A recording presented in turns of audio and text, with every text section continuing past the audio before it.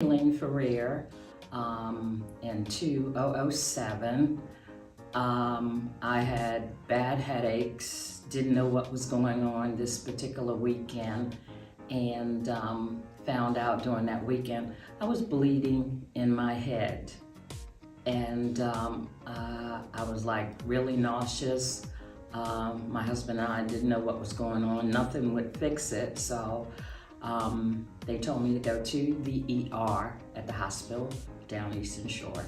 And right away, I don't know why, it seemed like it was God, they headed me right back to see a particular doctor, which usually, you know, when you go in the ER, you usually gotta wait. No, I didn't wait. My husband said, they just took you straight through. And I said, you know, hey, that is unusual. And the doctor said, you're bleeding in your head. I was like, oh my goodness. And we want to rush you up to the hospital in Baltimore. And this is like one of the miracles of God, because they sent me to Johns Hopkins, which is the hospital that I was involved with when I lived up in Baltimore. My kids went there. Johns Hopkins took care of children at that time. Of course, you know, they have the Kruger Center. And I was glad because they had a choice between a couple other hospitals and Johns Hopkins. So, and what they had to do is they had to negate the blood out of my head. Now, the bleeding was not inside my brain, it was outside. You have a small area in your head that's in between your head and your brain. It's some space there, but where your blood vessels are. But they gave me incisions on one side of my head. I still have a little dent, and they put one down and one across. But my CEO of where I worked at an insurance company there, and they wanted to come and have lunch with me, but I believe it was to find out whether I still knew my mind was okay for work.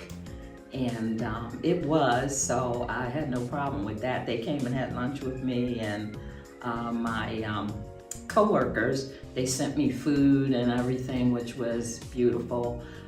It was a blessing. I didn't have to worry about money, you know, and tests and all of that. My insurance paid for everything. I didn't have to worry about that at all. And I just, when I woke up and knew what all happened to me, you know, I just thought, you know, it's the grace of God. And also my youngest daughter had the churches praying for me, all the people that she knew. She said, you know, because I couldn't pray at all. So you have to look at this sometimes when you can't pray. Thank God for the people that know you or your church family. They're praying. And then, you know, I had developed a prayer time in the mornings where I prayed, and I feel like in the mornings, that's the best time to pray, because you're praying for God to bless, you know, the rest of your day. You know, you give him that in the morning and, you know, do some scripture or whatever, but, you know, you're speaking to God and, you know, letting them know, you know, that you're there, and, you know, that he's standing with you each and every moment. And, you know, I just thank him for my healing, and that I know, you know, I'm so glad I was saved, and I know God, and I had a relationship with him, and that, you know, and I knew he heals.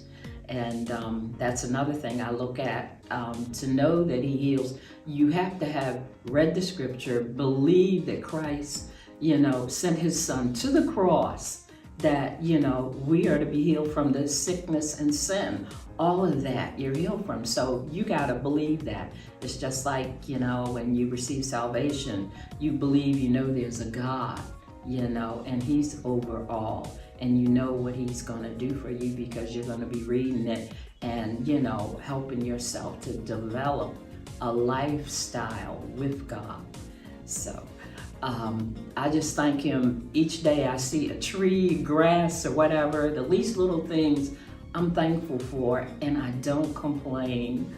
That's why when I see people complaining, I'm just like, oh, why are you complaining? You know, you woke up this morning, you know, God's giving you breath each and every day. So when you experience something like that, it changes your life forever. It just makes you so different. And I'm just so thankful. So any of the struggles that's coming now, I don't even worry about now, because I know I could not have been here. And you know. You are invited to join us on social media for a live streaming service every Sunday and Wednesday. Thanks for listening to The Woman's Moment, sponsored by Pastor Tony Smith and Victorious Ministries International. For more details, phone us at 410